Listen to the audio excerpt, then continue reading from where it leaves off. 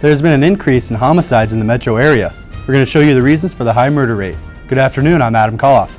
And I'm Asha LaFay. We also have VSO President Adam Maley with us to talk about the Debate the Debate discussion held on the UNO campus. You're watching the Omaha News.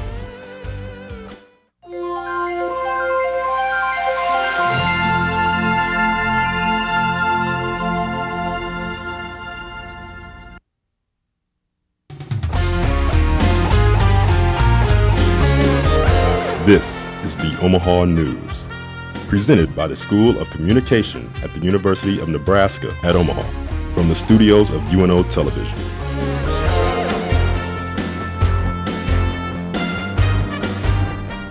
Omaha started off 2012 with a rough start when it comes to violent crimes.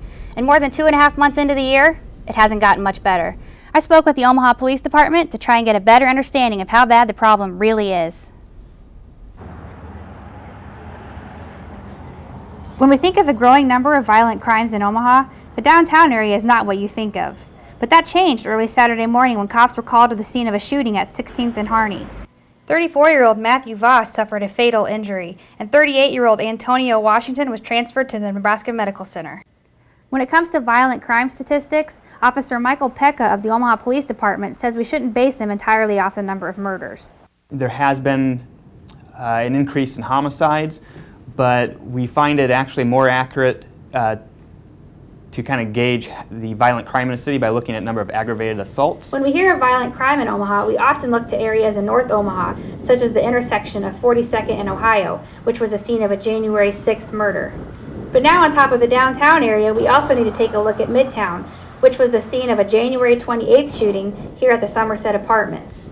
As for the reasoning for the increase in violent crimes, nobody really knows. But some citizens think it's the state of the economy. I think a lot of it is happening because people are broke, and a lot of people are just depressed in their situations, and they jump to doing things because they feel that they have to. Statistics for the first quarter of this year are not available yet, but in January 2010 there was only 1 homicide, and in January 2011 that number grew to 7.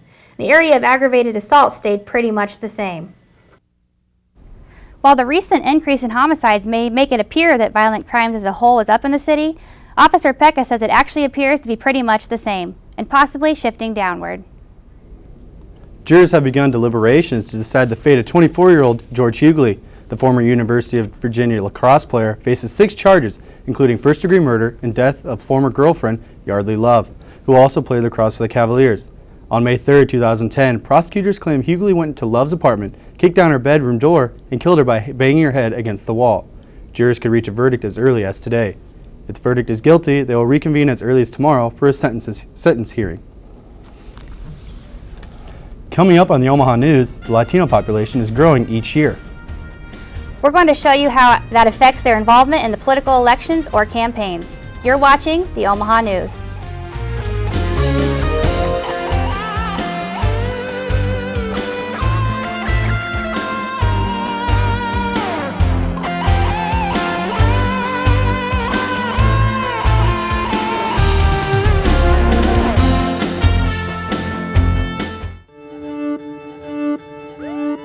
Something wasn't right. Were they lying to the public? There was a bigger story here than just a plane crash. It's become the symbol of everything that's wrong with the industry. My kid got 6 vaccines in one day and he regressed. Not only are those children who aren't vaccinated at risk, but those who can't be vaccinated are at risk. Nobody really knew what was going on. What was it in this market that had to be hidden? I spent millions of dollars in cash, bribing government officials. People in power do not like the investigation to come too close to them. You never hear these stories.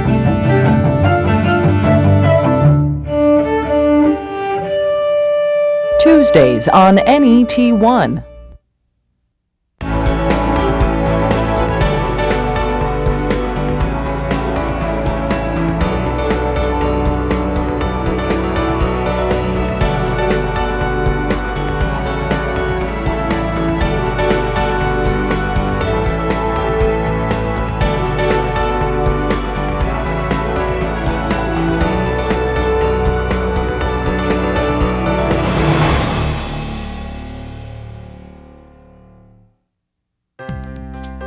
UNO's local television news only gives you brief headlines about issues that may be important to you.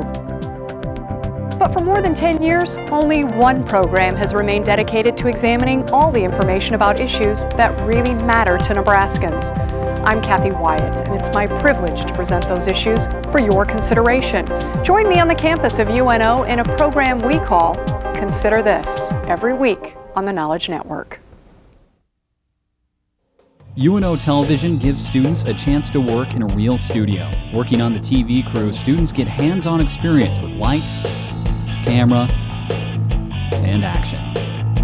Working on a variety of shows gives students a leg up looking for jobs. In fact, many former crew members work at local stations. It's a once-in-a-lifetime experience for students to learn the science and art of TV production. UNO TV, student crew, professional staff, award-winning results. You're watching the Omaha News. The Latino population has grown nearly 77% in the past 10 years. Welcome back to the Omaha News. I'm Ashley LaFay. And I'm Adam Koloff. The Latino community is growing every year, so it's a natural wonder to how much they're involved in the political election. Megan Lackman talked with one UNO professor on how the Latino population is planning on getting involved this year. For the purposes of the Latino community, they're actually much more interested in just getting people involved. The Heartland Workers Center, what it is, it's a group that's dedicated to helping to promote workers' rights. But one of the things they've taken on, I guess because it's an election year, is that they're going to begin working to promote wider voter participation. Dr. Benjamin Alvarado of UNO is very involved in the Latino community and talks about what they are doing to get involved this election year. One of the things they want to do is to register all eligible Latino citizens to vote and then to help them get to the polls. He explains this is not going to be an easy project. We've estimated that there's perhaps as many as 20,000 Latinos in the state of Nebraska who are eligible to vote who aren't registered. The building is connected to the Health and Human Services office on 24th and N. www.hwcomaha.org. That's the website, and it'll give you information, and you could certainly call them up, and they're more than happy to talk with people. So as you can see, everyone is getting geared up for this year's election. For the Omaha News, I'm Megan Lackman. For anybody of Latino descent, go to heartlandworkerscenter.org to see how you can get involved in this upcoming election season. Now we have VSO President Adam Maley here with us to talk about their conference debate. Adam, thanks for joining us. Thank you, Ashley. First of all, can you tell us a little bit about the Veteran Student Organization? Absolutely. The Veteran Student Organization here at UNO was created by a small group of veterans, essentially trying to create a unified group of veterans through leadership activities, leadership events, really anything that the veterans think is interesting, we're going to pursue. Okay. Is that open to veterans only, or are all students invited to join? Absolutely not. We are open to everybody. I stick pretty strict to military and veteran students as far as whether they're currently in the military, whether they are out of the military, whether they are related to somebody in the military, whether they're a fan of the military, and even if they're not a fan of the military, we welcome all voices. Okay. And I understand that you have an event coming up for your debate, the debate issue coming up tomorrow night. Can you tell us a little bit about that? Absolutely.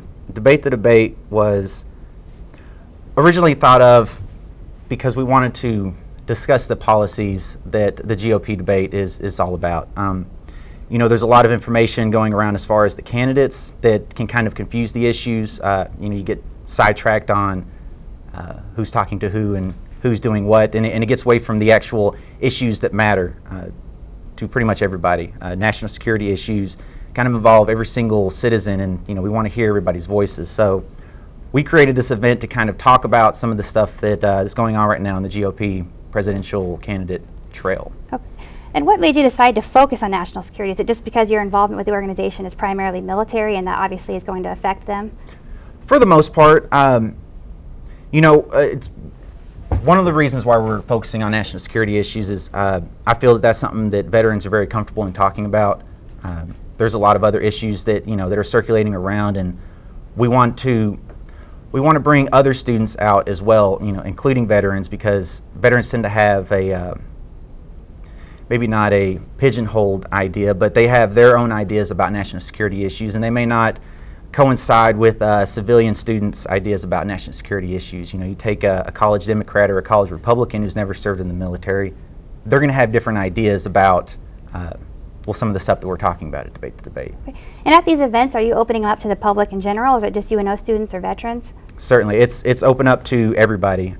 Right now, the advertising's kind of limited just because we're running low on resources, but we keep our events open to everybody. And I understand you had an event in January. How did that event go, and did you have a big turnout for that? The turnout wasn't great, but that's fine. We'd rather have quality over quantity. Some of the issues we had discussed was Afghanistan and Pakistan relations. Essentially, should the United States be able to pursue terrorists across borders? We also brought up issues of the repeal or the reinstatement of Don't Ask, Don't Tell, and it got a little heated at times. But at the end of the day, everybody came to a consensus. Different opinions were heard, and I think some people were illuminated on the subjects. Okay. And are you finding that veterans in general are wanting to be very involved in politics, or are they kind of shying away from it? Well, my study into the veteran group right now shows that while veterans may be interested in politics, they're definitely not getting involved in politics. Since they stopped drafting people from the population, the representation in Congress and Senate, House of Representatives, it's incrementally decreased. The veteran representation just isn't there. But veteran students are still very interested in these issues as far as they relate to every facet of life. Okay. And are you finding that the veterans' interest has gone up significantly since the war in Iraq has started? That's a difficult one to say. I like to think so. And that's kind of why we're creating this event, because while I may have my own opinions and the executives around me, we have our own opinions, we want to hear from the other veterans. We want to hear what they have to say. All right. Thank you, Adam. Thank you very much for joining us. Thank you, Ashley. Thank you. The VSO debate discussion will be tomorrow at 6 p.m. in the Omaha room and the third floor of the Milo Vale Student Center. The next election isn't as far away as you think. It's never too early to start getting informed about the issues and the candidates. Join us on Tuesday, March 6th at 7 p.m. for Vote 2012. Our Omaha News reporters preview the U.S. Senate and 2nd House District seat for the 2012 election. Vote 2012 will air on the Knowledge Network. Coming up after the break, comedy is a very hard industry to get into. We're going to show you a couple of comedy clubs in Omaha that could give beginner comedians the break they've always wanted. You're watching the Omaha News.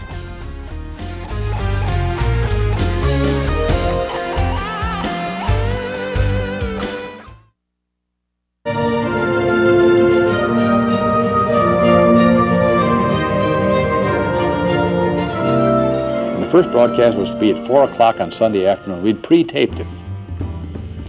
And they pushed the switch and nothing happened. That certainly was an interesting experience with me. I mean, I'd spent 2 years essentially getting this station ready, and we had everything prepared to go, and then we flipped the switch and heard silence. Somehow the line had got wired through a light switch. Mm-hmm.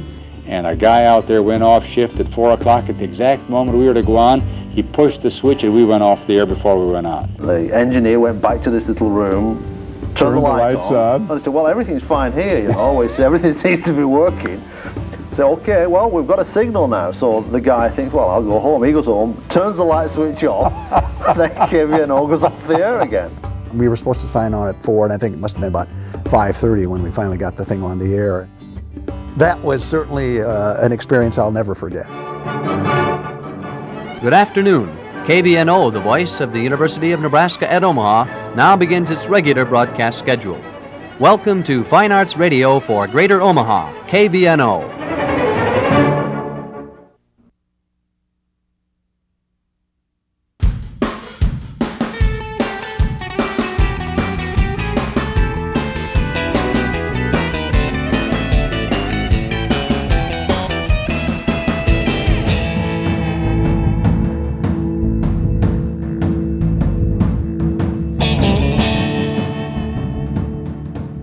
watch ICU Learning English on the Knowledge Network on Talk 17.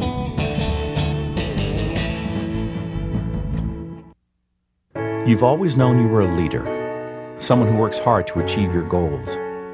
You can see it. You can see your success in front of you. You pursue a college education for the old-fashioned reasons, to learn, to make yourself more valuable, to succeed. You need a place that celebrates your ambition and positions you alongside visionary people just like you. You, my friend, belong here, the University of Nebraska at Omaha. You're watching the Omaha News. Wine has been around for almost 1,700 years, and right now it's as popular as ever. Welcome back to the Omaha News. I'm Adam Koloff. And I'm Ashley LaFay. St. Patrick's Day is just around the corner, which means the bars around town are sure to be busy.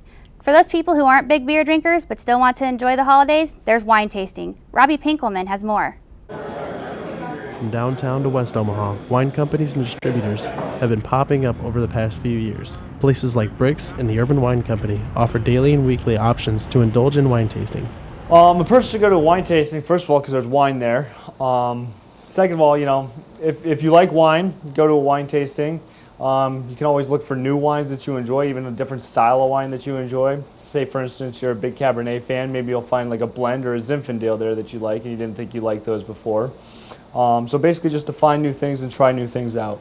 Food and wine go hand in hand, and another option offered at tastings are usually appetizers. Unlike the greasy, salty food cravings you obtain after consuming liquor or beer, wine and food actually complement each other. It all depends on the wine itself. For instance, steak goes with a lot meatier wines like Cabernets. They're going to be a little bit drier, more tannic. Whereas your softer reds like Pinot Noirs are going to go better with chicken and seafood. Whites go well with seafood as well. It just, again, all depends on the food versus the wine. If going out and trying multiple wines in one setting isn't appealing, other places around town with decades of love and experience specialize in finding the one bottle of wine that's catered to your taste, like the Omaha Wine Company. In this particular environment, they have to build trust in me because I've had all these. They haven't. When they come in here, we're not sampling, so I ask questions. What have you had that you like? What have you had that you don't like? If they don't like it and they're first-timers, great. Don't finish it. Bring it back. We'll swap. The Omaha Wine Company offers wines and even a few spirits that come from all over the world as well. For the Omaha News, I'm Robbie Pinkelman. For more information about Nebraska wines and wine tastings, go to nebraskawines.com, where you can see what wineries and tasting rooms are in your area. 4 people are dead after a drunk driving crash just outside of Madison, Wisconsin. The 4 men died after an 18-year-old driver, who survived, sped through a stop sign, hit railroad tracks and a utility pole, and rolled. The driver fled and was arrested a few blocks away. He's being held on 4 tentative charges of homicide by drunken driving. The Funny Bone in Omaha presents the biggest names in comedy. Brett Kane visited with one of those big names to see how comedians get started. Warn people they're going to die. Go ahead. They say to make it in comedy, you have to pay your dues. Open mics, bars, then hopefully one day you'll see your name in lights. Augie Smith has been a professional for years, but still sees the importance of open mics. You guys know the tornado, the whole warning system's like, Here's why regular people should go to open mics. Because watching the finished product is interesting and good. But what if you went and watched Bob Dylan working on the songs on Blonde on Blonde? What if you went to the coffee houses and open mics that he went to? Well, he didn't quite have it all down yet. What if you watched that? How interesting would that be? True to his word, Augie left after his show at the Funny Bone on Thursday and watched a local open mic at Mojo's, located in Exarban Village. Manager Matt Brown discusses the local feel of the comedy. Getting a great crowd, people to come to see these guys, and we're getting a lot of comedians that are coming now. So we're developing regulars and people that are coming every week and friends that are coming to hang out now to see these guys perform, and it's a great community. Open mics like here at Mojo's on Thursday nights can create a bridge from comedic rookie to veteran that one day may end up in a place like the Funny Bone. For the Omaha News, I'm Brett Kane. For anybody who wants to catch any of these up-and-coming comedians, Mojo features their open mics on Thursdays starting at 10:30, and the Funny Bone features comedians Thursdays through Sundays. Coming up, the UNO men's basketball team is going to call a new place home.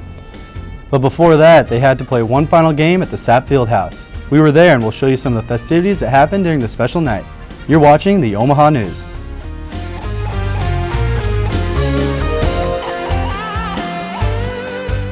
UNO TV invites you to take a journey around the world, to lush jungles with endangered species, to exotic lands and different cultures, to lost cities beneath the sands. Travel through time to see ancient secrets on the other side of the world, the growth of the American West, or the start of Nebraska's largest city, or just explore our state, find out about Nebraska in World War II. Learn how Omaha has grown since. Discover the effort to renovate its green spaces, the history of one of its most impressive buildings, or look at its internationally recognized university. For over 20 years, UNO TV has produced award-winning documentaries that explore, educate, and enlighten. To find out more, call 402-554-2516 or visit unotv.unomaha.edu.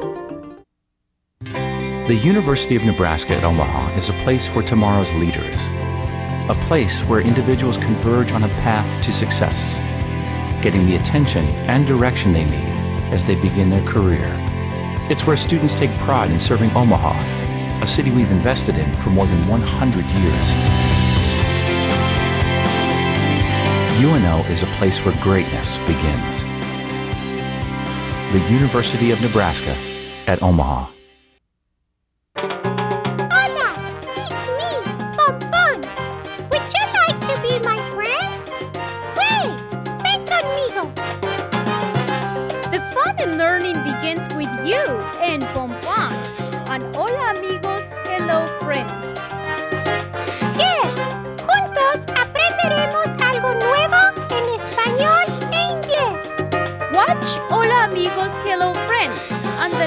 Network.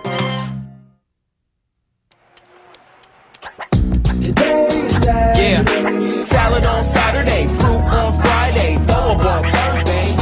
Water Wednesday, touch your toes Tuesday. Let's move Monday, spark snacks Sunday. 60 minutes of physical activity a day and eating well can help get your child healthy. So keep them active and eating well every day. Get ideas, get involved, get going at letsmove.gov. That's letsmove.gov.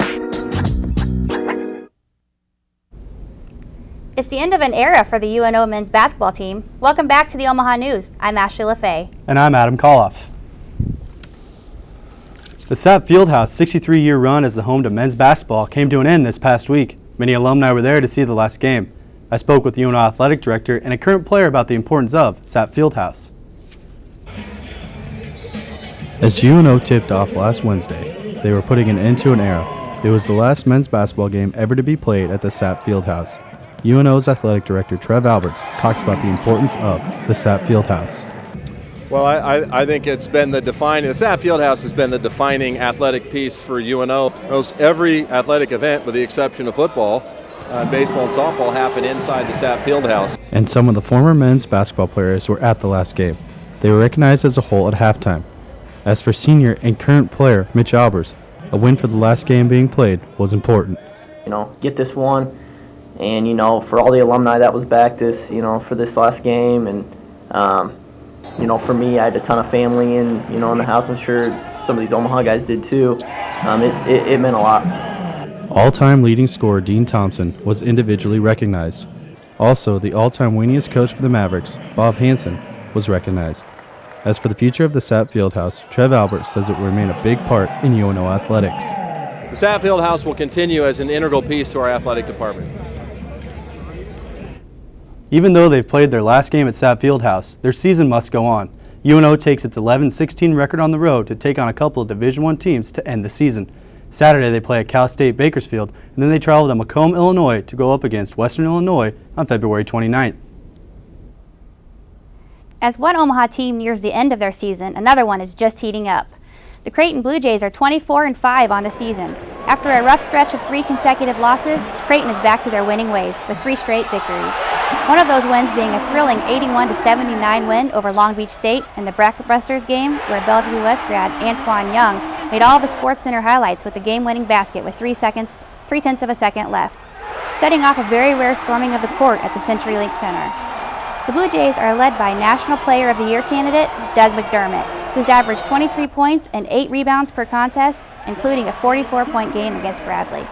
Creighton will look to continue to put up wins at Indiana State on Saturday before they head to St. Louis for the MVC tournament, where they're going to be a number 2 seed. The Nebraska women's basketball team is also having a pretty successful year. The Huskers are ranked 23rd in both the AP and the coaches poll. They were ranked as high as 13th in the season, but just like the Creighton men, they dropped 3 straight until they won last Sunday, 68-59 over Wisconsin to improve to 20-6. Nebraska is currently in a 4-way tie for 3rd in the Big Ten Conference. The Lady Huskers end the season with games at Michigan State and at home against 14th ranked Ohio State. That's it for this week's edition of the Omaha News. Thanks again for watching. Looking for more? Check us out on Facebook at facebook.com/the Omaha News. While you're there, you can check out the news stories our reporters covered, submit story ideas, or give us feedback. We'd love to hear from you. From all of us here at the Omaha News and UNO Television, good night.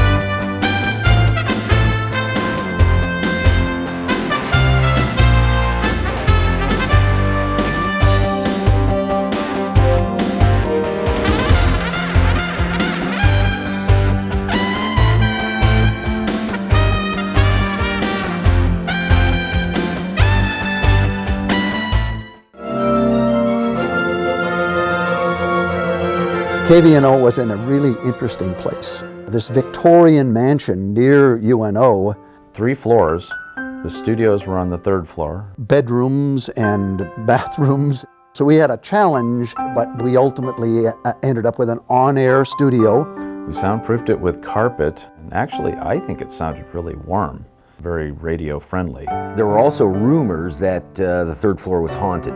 Those were the maid's chambers, as we were told. I had a sink in the office and leaded glass windows which looked out on the stable house in the back. One colleague talking about having the window open one day, a warm spring or fall day, and a squirrel jumping through the window onto a turntable. It was a great place, a great ambiance for a fine arts station. It definitely had a charm to it.